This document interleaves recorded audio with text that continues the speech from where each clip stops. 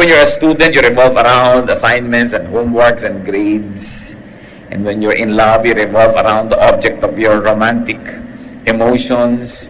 When you are developing a career, you move around a certain goal. So it could be a stage in life. This center could be needs or activities or career. It could also be consciousness or values or aspirations. What you subscribe to, what you believe in, what you like to live for, at least at the moment. The center of that orbit of our life could be that which moves and directs us. Ngayon pa lang, maaga-aga na, sino po ang center ng buhay nyo? Ano ang orbit natin at saan tayo umiinog?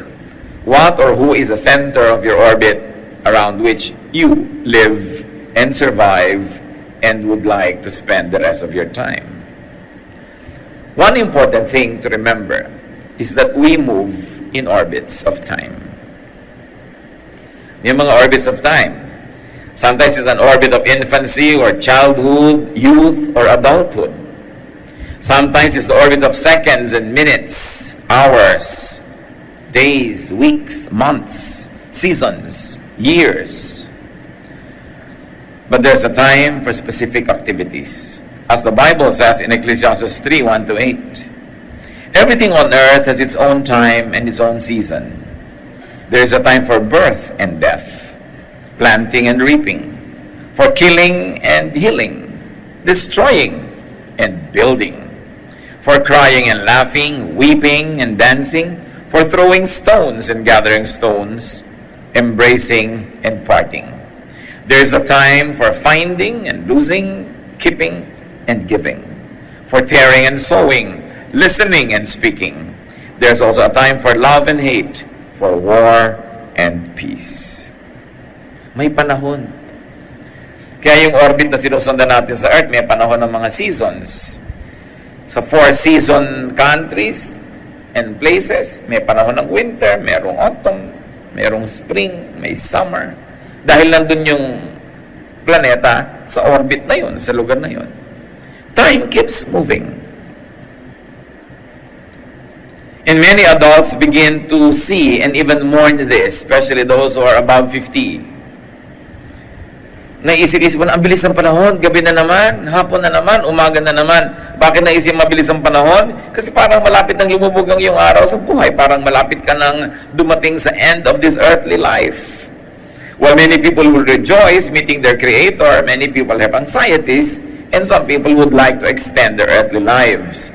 Kasi Salvador Dali, isang kilalang pintor, nagpinta siya nito mga orasan, clocks, watches, that melt, that are distorted, that people are trying to stop from moving. But no matter what you do with your clocks or your watches, time will march forward. Hindi napipigil ang pagtakbo ng panahon. Kaya yung, ay, Lunes na naman, ay, Pasko na naman, pabilis ng pabilis. Ang mga bata hindi na naiisip Kasi gusto nga nilang dumaan pang maraming Pasko, marami pang mga panahon kasi meron pa silang gusto ma-achieve. Meron silang gustong ma-accomplish. Pero yung mga accomplished na, lalo ko nag-e-enjoy na sa buhay sa na-accomplish nila, kulang na lang napigilin mo ang mga kamay ng orasan para humaba at lumawig ang iyong buhay that you enjoy your life. So the perspective of youth about time is different from the perspective of those who are adults. Young people would like to hurry time up, and adults would like at least to extend their lives or to slow down the passage of time. Ecclesiastes 1:5, the sun comes up, the sun goes down, it hurries right back to where it started from. Walang nakakapigil ng pagdaan ng oras. In such orbits of time, our path or orbit brings us close to, alongside, and away from places, things, and people. It's a fact of life.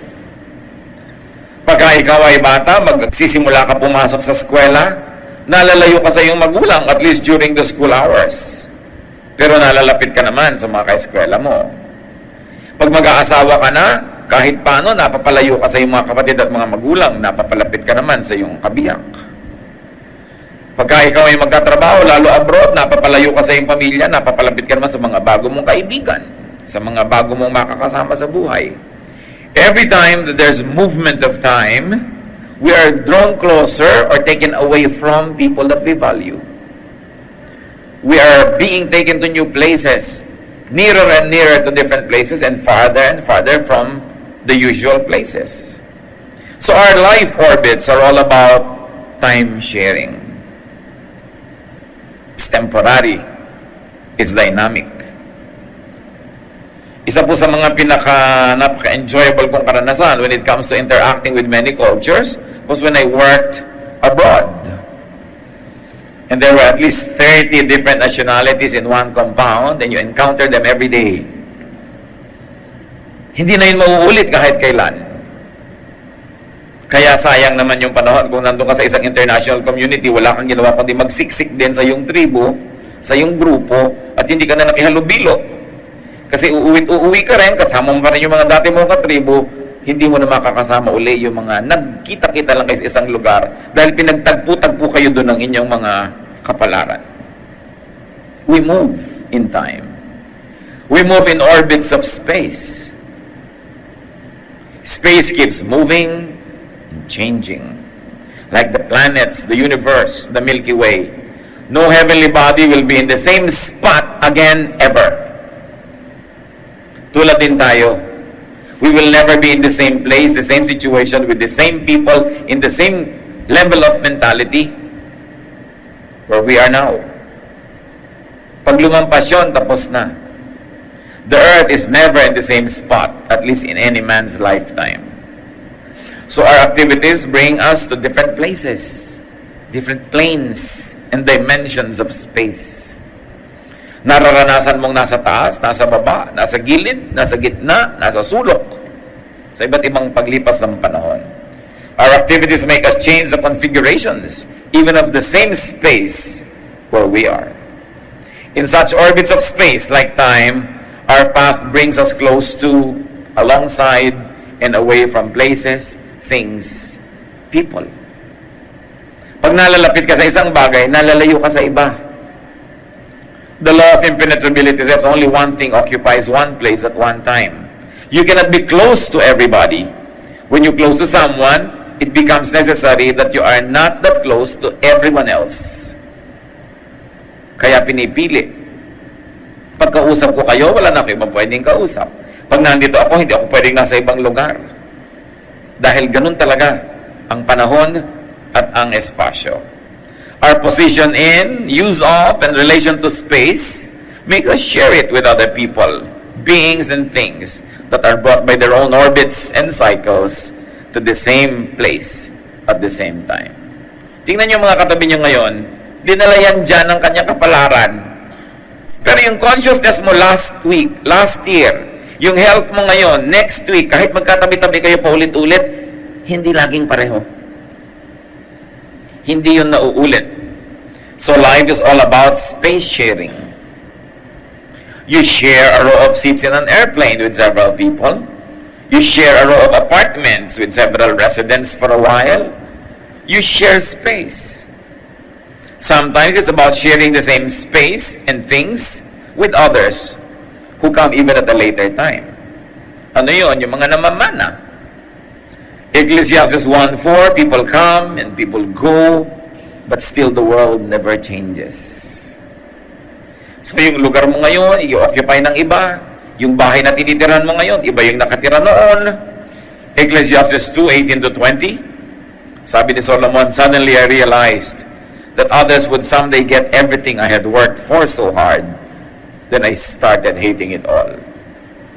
Who knows if those people will be sensible or stupid? Either way, they will own everything I have earned by hard work and wisdom. It does not make sense. I thought about all my hard work, and I felt depressed. You know why he was depressed? Because Solomon accumulated so much through hard work, and yet he knew that he would die and could not take everything with him to the grave. And so he will have to yield all of those to someone who might not even take care of what he worked for. But why did he feel bad? Because he wanted to control the space and the things he had, even when he is in another dimension already. Yung mga kinontrol mo ngayon, pag sumakabilang buhay ka na, gusto mo pa rin makontrol, gusto mo pa rin ikaw ang magmaniobra nun, ilulungkot ka nga. What's the secret in life? Don't feel bad. Yield time, space, and things to changing courses of your orbit. We never own anything. We were born with nothing, and we leave this world with nothing. Everything that we have, all the stages of intellectual growth that we enjoy, are just but fleeting moments. Avoid pain. Do not get too attached to things, to places, to seasons, even to people. We love, but don't get too attached. Colossians 3:2, think about what is up there, not about what is here on earth. Think of things that are above, not of the things that are below, because everything that is below is fleeting, temporary, borrowed. You will have to yield that. Pag sobrang mong gustong hawakan, nakukulong ka. Parang yung mga ibang tao sa South Pacific. How do they catch monkeys? Kumukuha po sila ng mga nyog, at yung nyog may butas. Doon sa loob ng nyog, naglalagay sila ng makinis na bato. Itong unggoy, masisilip niya yung nyog na nakakabit sa kung saang contraption, hindi niya kayang dalhin yung nyog. Sisilipin niya yung bato sa loob. Magagandahan siya. Ipapasok niya ang kanyang daliri sa maliit na butas, hahawakan niya ngayon yung bato at gusto niyang dalhin. Pero dahil hawak niya yung bato, lumalaki yung kamao niya, hindi niya kayang ilabas dahil maliit lang yung butas. Pwede lang niyang ilabas ang kamay niya. Pag bibitawan niya yung bato, mailalabas niya ulit yung kamay niya. Ganun tayo sa buhay, mga kapatid. Kung minsan nakukulong ka dahil ayaw mong bumitaw. Dapat marunong kang bumitaw. By holding on to something very dear and close to us, we become slaves, we get imprisoned. We get caught up in the webs of life. So space and one's place in it are temporary and dynamic. We move in orbits of consciousness. So time, place, consciousness. The mind keeps changing. That's what many collectors realize. There's a time in your life when you like to collect bells or elephants or flowers or whatever. Then there comes a time in your life where you're not interested anymore. And you're looking for someone to give it to. Nag-iba na kasing isip mo. Nag-iiba-iba tayo ng isip. Kung minsan in love ka, hibang na hibang ka, lagnat na lagnat ka sa isang tao, at gandang-ganda ka. Pag na-realize mo na ngayon, hindi pala ganun kagandahan naman, hindi naman pala ganun talaga ka-interesting, naiiba na yung utak mo. Cycles of thinking. Kung minsan gusto mo ang isang bagay, mamaya ayaw mo na. Naniniwala ka sa ganun, mamaya, hindi na masyado. Mamaya, may iba ka na ng paniniwala. In fact, life is all about changing our mind. And the development of the human being is all about changing the way he thinks. Romans 12:2, but let God change the way you think. That we are changed from glory to glory by changing the patterns of our thoughts. Ecclesiastes 7:25, so I decided to learn everything I could and become wise enough to discover what life is all about. But the moment that you have become wise, you realize that there is so much more that you are not informed about. Only the truly wise realize that they are ignorant, because the truly ignorant think they are wise. But the truly wise realize that there is so much more to know, that what we know is little, and what we do not know is immense. We keep changing the way we think. 1 Corinthians 13:11, when we were children, we thought and reasoned as children do. But when we grew up, we quit our childish ways. And by then, you think you're an adult. But give yourself 10 or 20 years more, and you will realize that though you were 20 or 30, you were still a child. Because room for learning is the biggest room in the world. So what is life about? It's about sharing thoughts, mindsets, worldviews, in changing configurations. What are we talking about here, my brothers and sisters? You cannot share anyone's life without sharing that person's thoughts. And people keep changing their thoughts. That's why you begin sometimes as lovers, as sweethearts, and after 15 or 20 years of marriage, you begin to fall apart and grow apart from each other because the way you think begin to separate directions. Nagkakahiwalay ang pag-iisip. To continue sharing your loved one's thoughts, if you like to do that, grow together. Grow in the same direction, grow at the same speed, especially in matters of faith. Kaya mahalaga yung unity of the mind. Pagka ang isip ang nagkakaisa, walang makapaghiwalay sa inyo. Kahit espasyo, kahit panahon. Pero kahit magkasiping, kahit magkatabi sa iisang kwarto, pag magkaiba na kayo ang takbo ng utak, artificial na ang inyong unity. Bakit pinag-uusapan natin ang mga bagay na ito, mga kapatid? Why are we talking about our lives being lived in orbits? Because spirituality, Christianity, is all about living life to the fullest. The Lord Jesus said in John 10, "Then I came that you might have life and have it abundantly, have it fully." How does one live fully? Because we move in orbits, make the most of shared time.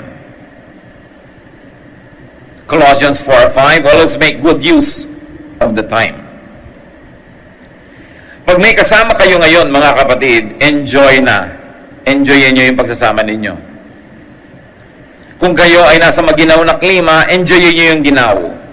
Huwag kayong magreklamo. Pag nasa mainit kayong klima, enjoyin nyo yung init. Huwag kayong magreklamo. Kasi yung panahon na yun, maiiba at maiiba. Kung sino ang kasama ninyo, sometimes you join a group tour, and there are 10 other people there who are companions from hell, no? Ang hirap-hirap ng group tour, yung mga laging late yung isa, kakainis kumisan. But you will never be in the same bus again ever in your life. So learn to enjoy that shared time. You have a choice to feel miserable, unhappy. But why will you do that? The time will never come again. Kung sino yung kasama mo, ano yung ginagawa mo sa oras na yon, ano yung panahon ng kasalan, magsaya ka. Panahon ng libing, dito ka maglungkot. Hindi pinagbabalik-baligtad. Kasi yung panahon hindi bumabalik. Always make the most of shared time. Lalo sa mag-asawa, hindi nyo naman alam kung sino unang gagraduate. Hindi nyo alam kung sino unang kukunahin ang panahon. Kung kailan wala na, tsaka nyo mamimiss. Habang nandyan, share everything. Enjoy to the most. Pag nagkahiwalay kayo, ganun talaga buhay. Yan ang pinag-uusapan natin, mga kapatid, para mga planeta. Kung ito yung Earth, lumalapit yung Venus, huwag mo ka magreklamo, enjoyin mo yun. Kasi lalayo din yun, magkakahiwalay din kayo kasi lahat kayo may orbit. Lahat ng tao may orbit. So kung magkalapit kayo at yung the orbit of the person brings him near your orbit, enjoy it. It will never happen again. Love the most, give the most, do the most good, and then move on without regrets. Because we move in orbits, make the most of shared space. Romans 12:16, be friendly with everyone. You can be unfriendly, even hostile to your neighbor or to your roommate if you're in a dorm, but what kind of life will you have? So, make the most of shared space. After all, it will not be forever. Everybody has orbits. People will move away from you, whether you like it or not, and you will move towards other people as well. But if you keep on making misery out of company, you will carry misery with you everywhere, and you will never have a life that Jesus wants to be abundant and full. Make the most of shared minds. Proverbs 1:8-9, my child, obey the teachings of your parents, and where their teachings are wood, a lovely hat, or a pretty necklace. Young people, enjoy sharing the minds of your parents. They have learned so much. They have gone to life before you, and they like to spare you from many sorrows. Don't keep complaining about what they teach you and how sometimes insistent they become. Enjoy it. Pagka meron kang kausap na matalino, huwag kang makipag-compete. Listen and enjoy. When there are two talkative people in the room and they both talk, nobody wins because nobody listens. But if somebody talks and you listen, you end up a winner because what you knew before is now more because what the person was saying was added to your knowledge. But the person that kept on talking never added anything to himself. So listen, kung minsan nakikipag-compete ka, anong mapapala mo? Kaaway, kagalit. Minsan, alam mo yung anak ko, second honor. Ang anak ko nga, first honor.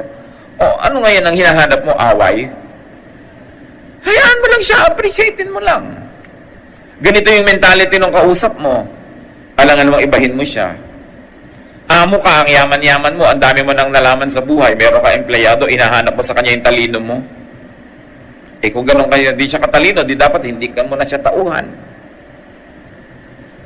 So, kung ano yung mentality niya, enjoyin mo. Huwag mong i-impose yung mentality mo on others. Do not impose your values and mentality on other people. But try to enjoy what they have between their two ears. That will be an added blessing to you. Do not always impose your systems. Look at other people's systems. You are not in Russia, and yet that country works and runs well. It means that you don't need to save the world all the time. You don't have to change everybody. Different ways, different customs are like that because they work in that time or space. Dapat naiintindihan natin yun. When somebody has a new idea, do not reject it immediately. Give that idea a day in court. Like Paul's idea about Jesus was very strange to the Greeks. Acts 17, 19 to 20. They brought Paul before a council called the Areopagus and said, "Tell us what your new teaching is all about. We have heard you say some strange things, and we want to know what you mean." Ganon ang natututo. Hindi ko naintindihan ang pinagsasasabi ng taong yan. Pakinggan nga natin. Ganon. Hindi yung, ayaw ko nang pakinggan kasi hindi ko maintindihan. Shared minds. At any given time, we are growing in our mind. And no two people grow at the same time. So somebody knows something you don't. Somebody understands something that you probably don't. Enjoy it. Relish the good that is shared. Kasi, lilipas agad. Yung mga bata sa pamilya nyo, na isip bata, kasi bata, gusto nyo agad mag-mature, enjoy the childhood of your children because they will not be children for long. Hindi ka na laging parang punong inaakyat niya at gustong yakapin. Pagka nga nag-teenager, di ayaw ka makasabay sa mall. Hindi laging ganon. Hindi nila laging gustong sumama. Sama ako. Isama nyo habang gusto. Kasi darating ang panahon, kahit mo pilitin, ayaw. Lumilipas. Because we live in orbits, you won't be here again. You won't be there again. So maximize enjoyment, maximize goodness, and doing good. Because you will never be in that spot again, ever. Meron kang strength, may taong mahina, pinagsama kayo in the same time and space ng inyong orbits, aanin mo yung strength mo. Pagsasamantalahan mo siya, kakaya-kayanin mo, o gagamitin mo yung strength mo para siya palakasin at tulungan. Then magkakahiwalay na kayo, anong laman ng budhi mo? Anong laman ng puso mo? Kaligayahan o guilt? Hindi na kayo magkakasama uli eh. Kumakain ka, meron kang kinakain na sandwich, may titingin-tingin. Baka gutom na gutom, may isa ka pang sandwich o pwede mo hatiyan ang sandwich mo. Palalampasin mo ba yung pagkakataon na yun? Meron ka namang extra pera, meron ka pamangkin na hindi makapag-enroll. Palalampasin mo ba yung semestre na yun? Kasi baka next time, ikaw na yung wala, sila na yung meron. Ba't ka magpapalampas ang pagkakataon na gumawa ng mabuti? Eh, hindi na babalik. May sakit ang magulang mo, naglalambing, gustong bantayan mo, ikaw naman, puro gimmick ang inaatupag mo sa buhay. Hindi naman lagi magkakasakit yon at baka mamatay pa nga. Oh, ano ngayon, uuwi ka sa burol, iiyak-iyak ka. Pag may pagkakataon tayong gumawa ng mabuti, huwag niyong papalampasin. Lalo't kayo yung magbibigay, kayo yung malakas, kayo yung may kapangyarihan, sayang pag pinalampas. If there's any opportunity to do good, don't let it pass. It may not come again. Pinagsasama-sama tayo ng kapalaran, pinagtatagpo-tagpo tayo ng iba't ibang tao, iba't ibang uri ang utak sa iisang lugar, sa iisang panahon, dahil merong purpose. So you ask, ano ang purpose ko ngayon dito? Anong katuturan ko? Ba't ako nandito ngayon? Ba't nailagay ako ng Diyos sa oras na ito, sa lugar na ito, ng mga kasama ko, ito mga ito? Ano ang mission ko sa buhay? O anong gusto ko missionin sa buhay? Walang aksidente. Ang Diyos ang nagpapaandar ng lahat ng mga planeta. Pinagtatapat-tapat. Nakita ninyo yung crescent moon, yung bagong buwan, pag tumapat yung bituin, Ramadan sa mga Muslim. Pero ang totoo, sa perspective lang natin magkatapat yun. Pag nasa ibang planeta ka, hindi naman magkatapat. It's all a matter of perspective. Pero nagkakatapat-tapat. When Jupiter aligns with Mars, nagkakatapat-tapat. Hindi laging nangyayari. Kaya minsan mababasa mo sa dyaryo, itong araw na ito, ganito yung katangian ng ating planeta. It happens only every 800 years.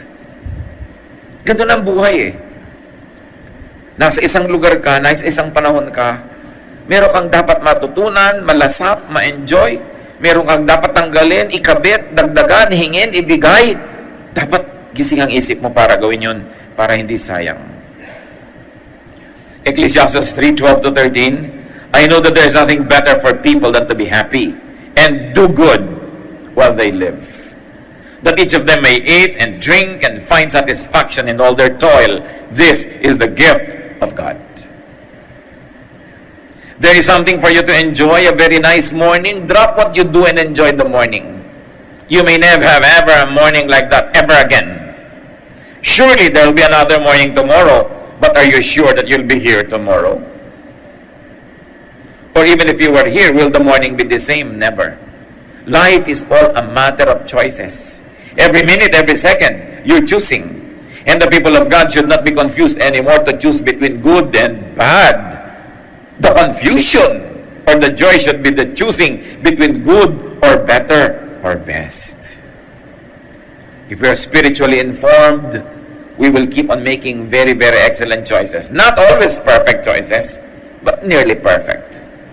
Because it is the will of God that we enjoy life here on earth, to do good, to be godly, and also to be happy. The Lord did not put into this life to torture us. The Lord said, I want them to have an abundant life. We move in circles. And because of that, endure or minimize the sharing of what is not so good. Sometimes you share your orbit with somebody who is not nice. What do you say? Lilipas din ito. This too will pass. You don't have to regret that you are there. You don't have to make it more miserable. You say, this cycle will end. I will enter another cycle. These orbits of ours that meet and are close to each other at this point will soon be distant. This too will pass. I'm going to endure this with maximum dignity, and I'm going to minimize its negative effects on me because this too will pass. Lilipas din. May nakaaway ka sa traffic, binaril mo. Nakulong ka na habang buhay. Hindi nag-pass yung moment. Pinahaba mo dahil mali ang ginawa mong reaksyon. Merong isang taong nangaaway, natapakan ka, nakipag-away ka, nakipagsaksakan ka, pareho kayo natanggalan ng baga. Nakulong ka dun sa unpleasantness kasi pangit yung reaction mo. So, this is unpleasant, but this too will pass. I'll let it pass. In a few moments, in a few seconds, the body chemistry of this monster will change. Or maybe my chemistry will change. I will not entrap myself in this ugly moment by doing something wrong. Cycles, orbits. So in this life, my brothers and sisters, minimize conflicts. You're having a vacation with your in-laws. It's only for 1 week. For heaven's sake, minimize conflicts. It will pass. Don't make lifelong enemies just because you are there for 2 days. Minimize contact with the unpleasant, if you could. Minimize damages of discord. Di naman magtatagal lalampas din. 2 Timothy 2:16, keep away from worthless and useless talk. It only leads people farther away from God.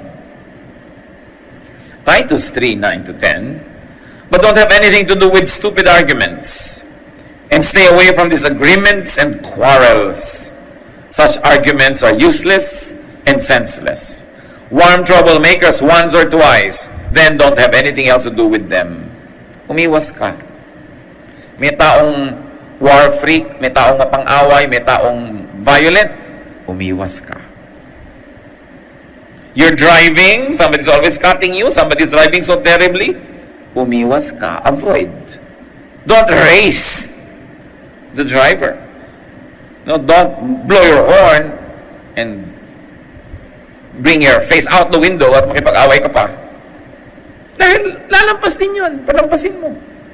Sabi sa Desiderata, as far as possible without surrender, be on good terms with all persons. Speak your truth quietly and clearly, and listen to others. Even the dull and ignorant, they too have their story. Avoid loud and aggressive persons. They are vexations to the spirit. So remember to speak your truth quietly and clearly. Many people would like to shout out their truth into everyone's ears, that nobody would like to listen. And listen to others. Even the dull and ignorant also have their story. Di nakikinabang ka. Because we live in orbits, enjoy the ride. You can make a big deal out of every little imperfection and make your life miserable and everybody else around you. But that's a choice. You can choose otherwise. Accept and prepare for changes. The person whose orbit you share with right now may not be there tomorrow because his orbit will take him elsewhere. So tomorrow, don't be possessed by regrets by squandering today when the person is here. Huwag niyong sayangin. May mga mag-asawa, marino yung lalaki, 10 buwan sa dagat, 2 buwan lang dito sa kate, nag-aaway pa araw-araw. Tapos pag nasa dagat ulit, miss you papa, miss you papa. Pag nandito, pangayan, sayang. Sayang. Accept and prepare for changes. We grieve when somebody we love dies or goes away. But people die. It's a fact of life. Minimize its pain by maximizing the joy of sharing the life while the life is lived on earth. Nakakalungkot pag may nawawala sa buhay natin, pero kontian nyo yung lungkot sa pamamagitan ng pagpapalawak ng ligaya habang magkasalo kayo sa buhay. Wala tayong pwedeng kasalo forever. Bawat isang tao may kanya-kanyang orbit. Meron lang matagal na nagkakasama kasi nga nag-grow together yung mind nila. Pero ganun pa man, napaglalayo tayo ng pagkakaiba ng kalusugan ng katawan, yung isa malusog, yung isa hindi, nauna siyang sumakabilang buhay. Nagkakaganon talaga. Mga katotohanan sa buhay. To those you love, be ready to say goodbye. Because you will say goodbye. How do you get ready? Give what you must give. Receive what you must and can receive from the person. Love to the fullest. And move on without regrets. Nandiyan na yan ngayon, mahalin mo na. Pag wala na bukas, wala kang sukat ipagsisi. Kasi minahal mo naman. At kung minahal ka rin niya, may tinanggap kang pagmamahal, salamat. Kung yan na lang ang huli mong natanggap dahil nagkalayo na kayo, kaya ka nang buhayin ang magandang alaala na yon sa iyong buong buhay. One good, beautiful memory of a person can sustain you all your life. Even that experience that give you the good memory will never repeat. Don't always aspire for a repetition. Because even if you love somebody very much now and you meet again 20 years later, the person has changed. You have changed. Your health has changed. Your values have changed. It will never be the same. You can never aspire for a repeat. Kasi hindi naman pelikula ang buhay na pwedeng i-rewind. Habang nandiyan na lang, give the most. Love the most. And then let go.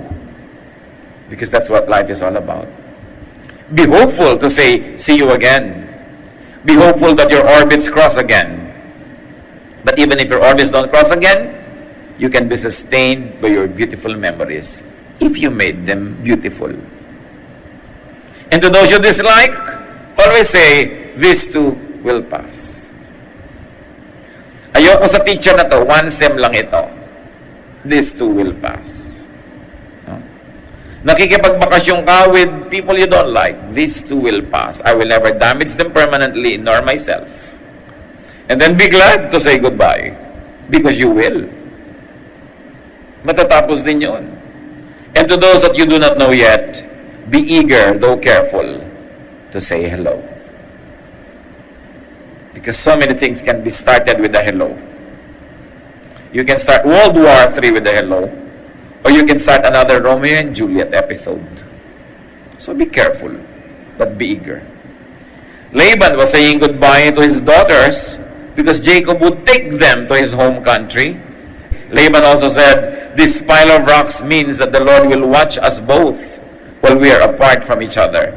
So the place was also named Mizpah. Masakit, isang magulang, ang mga anak mo dadali na nung napangasawa sa sariling bayan. Pero ganoon naman talaga ang buhay.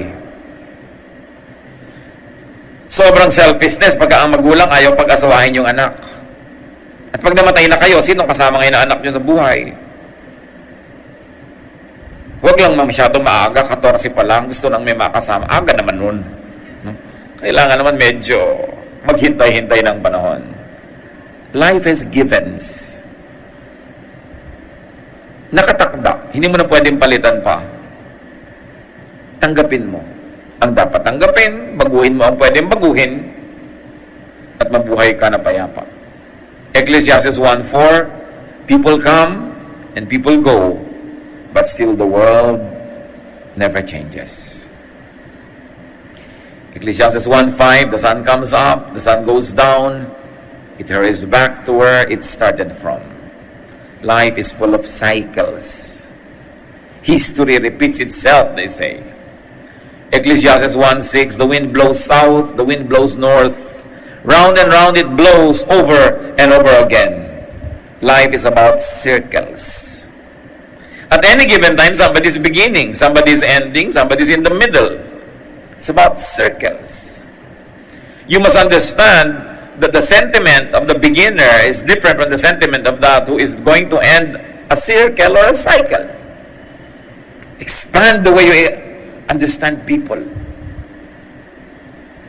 Ecclesiastes 1:7, all rivers empty into the sea, but it never spills over. One by one, the rivers return to their source. Life is about recycling. Not one drop of water had been added to nor subtracted from the planet since creation. Puro lang evaporation, condensation, etc., etc. Yun at yun din. Ganon din ang buhay. Recycling. What is the cause of sorrow? Too much attachment and not knowing what to do with time and space. Ecclesiastes 1:8, all of life is far more boring than words could ever say. Our eyes and our ears are never satisfied with what we see and hear. So how do you reverse that? Teach your ears and eyes to be happy with the here and now, to be satisfied. Percy B.C. Shelley says, we look before and after and pine for what is not. Therefore, answer serious laughter with some pain is fraught. Our sweetest songs are those that tell of saddest thought. Pag ang lagi mong hinahanap, yung wala, at yung nandyan, binabaliwala mo, hindi ka na sasaya. Dapat yung nandyan, appreciatein, yung wala, limutin muna kahit sumandali. Hindi yun unfaithfulness. Lagi mong naaalala, nalulungkot ka naman, gumawa ka ng paraan para malimot mo kahit sandali. At pag nandyan na, tsaka mo nalang uli alalanin. Kaya sabi na isang tula, better by far you should forget and smile than that you should remember and be sad. Kung may nagmamahal sa inyo, huwag nyo laging hanapin na mamiss kayo dahil kawawa naman siya, biruin nyo na mamiss kayo. So kung medyo nalilimot-limot kayo, mahal nyo siya, dapat na rin kayong sumaya dahil at least yung hapdi, yung kirot ay bumababaw.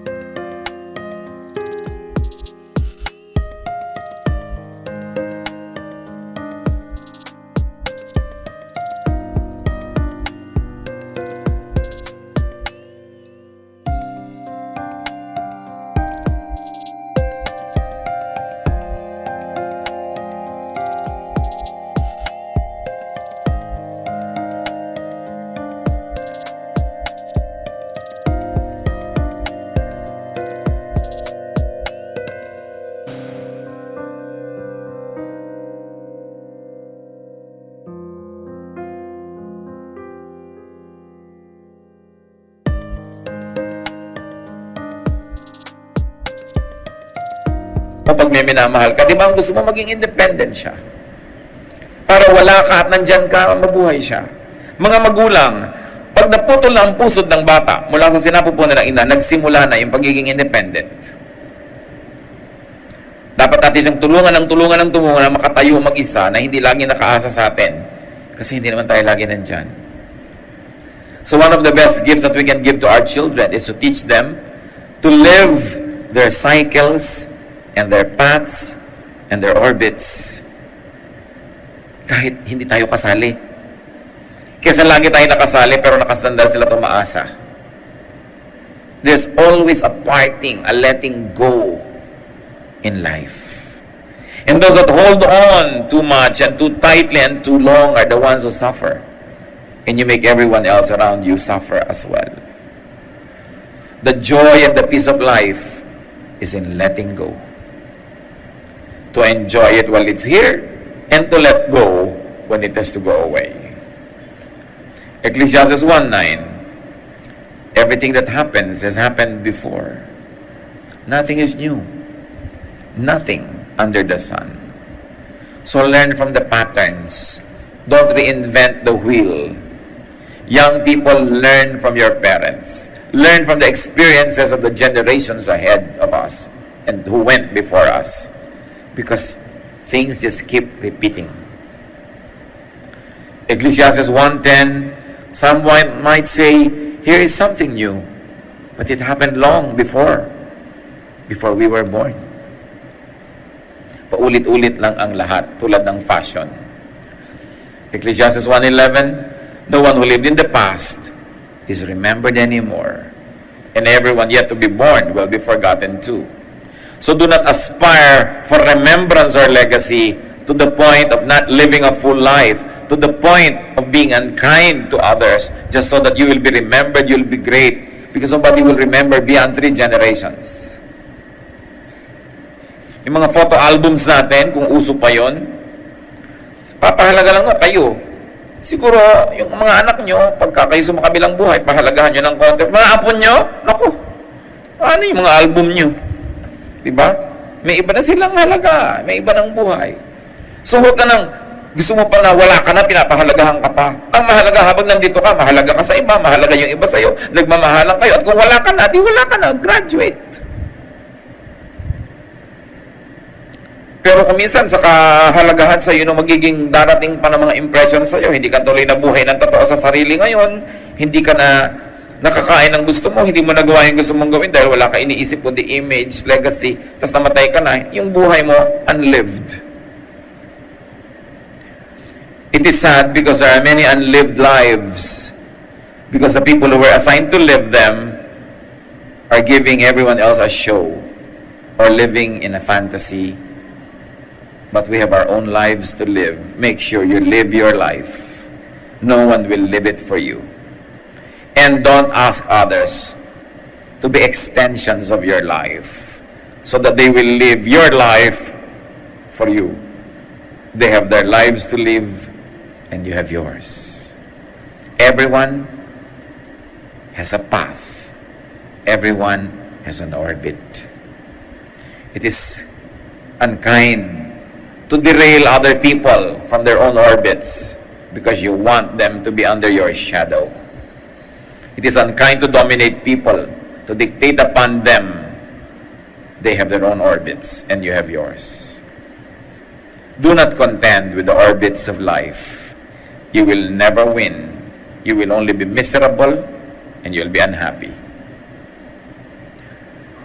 One high meaning of religion and worship is to live life to the fullest.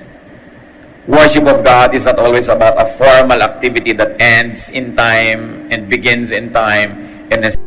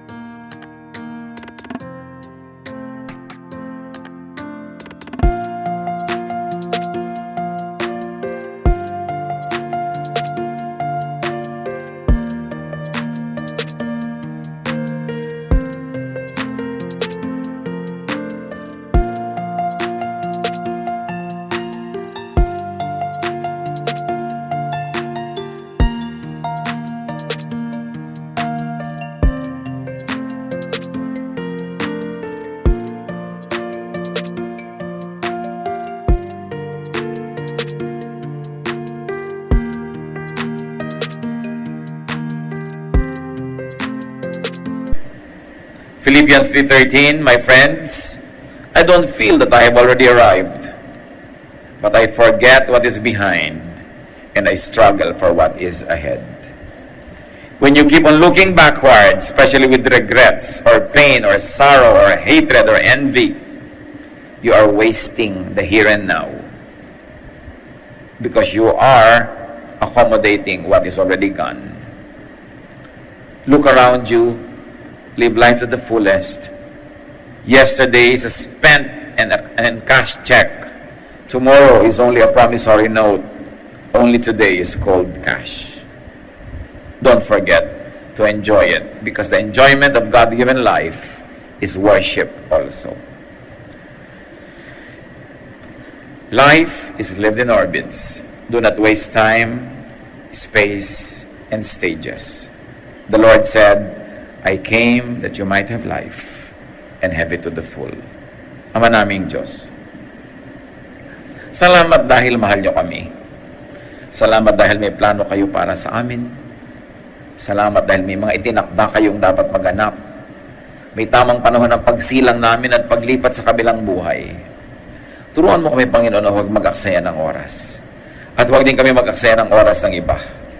We thank you, Lord, for the gift of life. Teach us to value time and space, to value what is here now, and teach us also to respect other people's lives, that we do not needlessly impose on them and derail them from their calling. Lord, we thank you. Help us to realize all these